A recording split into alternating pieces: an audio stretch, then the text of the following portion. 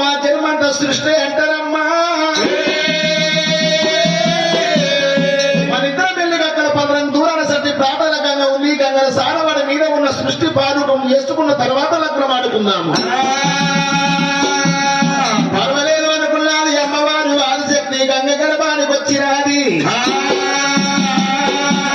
ఆదిశక్తి మీద ఉన్న అమ్మ మైమగల్లన్న 72 బిడుదలు తీసింది. గంగల ఓటు మీద విడిచిపెట్టింది. గంగల సారం ఆడుతున్నది.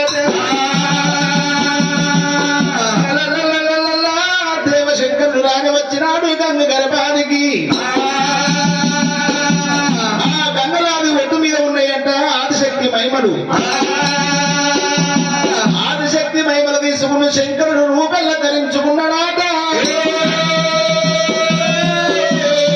ఆదిశక్తి మహిమలన్నీ శంకరు